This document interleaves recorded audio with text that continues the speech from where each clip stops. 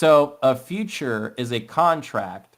So here's where we get into the nerdy part a little bit. So futures are a contract like an option is a contract, right? So I just find futures easier to trade than options, but they are a contract similarly to options, right? So your stock trades or your index like your SPY or your QQQ trade at what's called the spot price. So you can actually see here.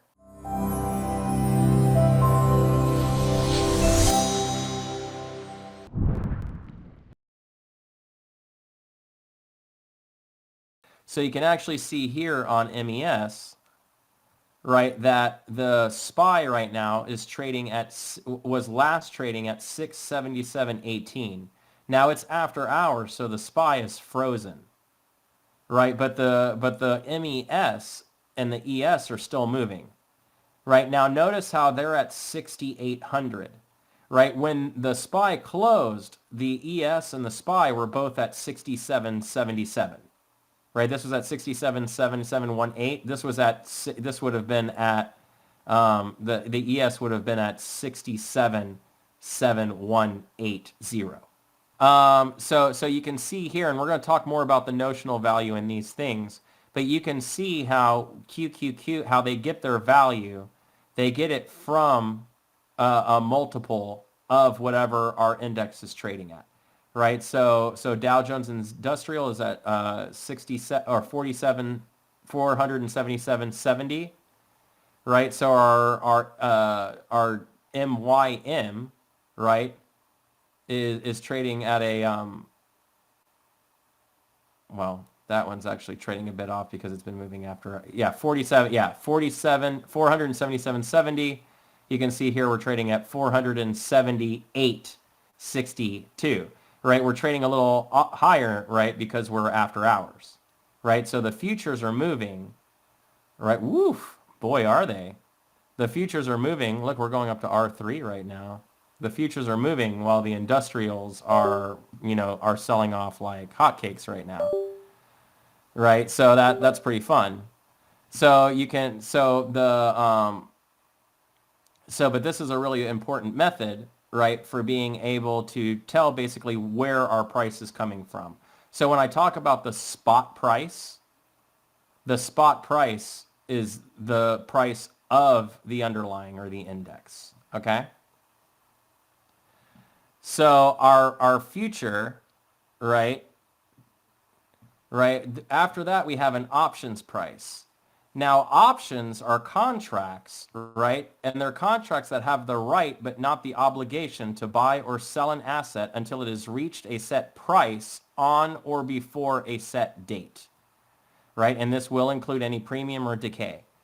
So an option has two ways an option is forced to close. And this is what we mean by an obligation, right? We're going to force to close options, and you can do that either based upon a certain amount of time or a certain price, right? And that's what makes options a little more complicated because there's a chain and there's a difference, right, between time, and you can buy options that are 0 DTE.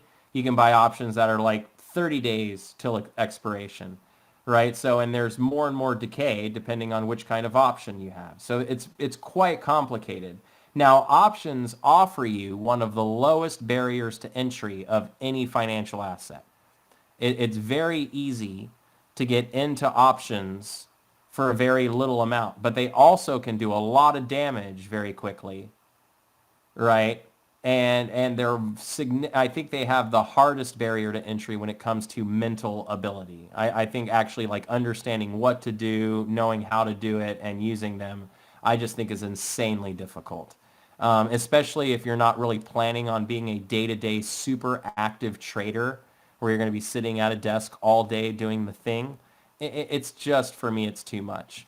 The futures price, which is a contract, has the obligation to buy an asset on a set price, or sorry, on a set date of the futures expiry date, right? So it's for a set price on a futures expiry date. This includes premium, right? So basically with futures, you only have one way they expire, and that is at a date. And on like our index futures, you're talking about 1 month to 3 months away, right? Like right now, we're actually in rollover week, which I'll talk about in a minute. So we actually are going to roll over our futures. So we're basically really close to 0 DTE. We're within a couple days of it. But there's no major difference in how you trade the future, right? When it gets like that, you just have to understand at one point in time, within a day or two prior to the expiration, we're going to roll into our new contract. And we'll talk more about that.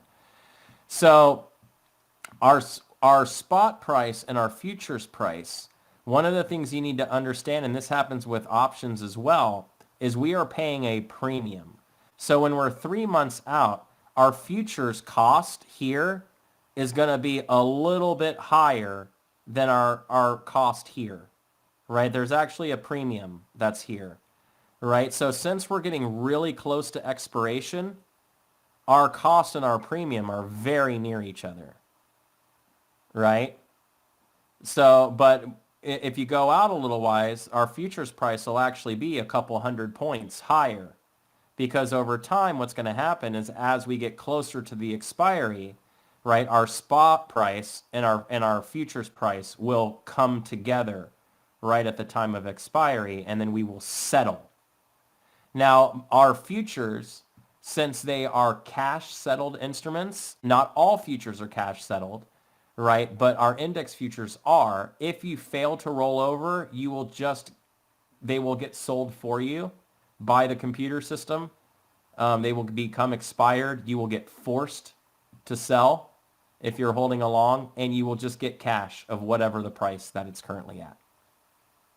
Right? So if you want to keep trading it, you actually have to manually sell it and then buy the new contract and let it roll over. Hello, Market Alchemists, and thank you for watching this video. We hope you enjoyed it. Please make sure to watch the next episode, and before doing so, like and subscribe.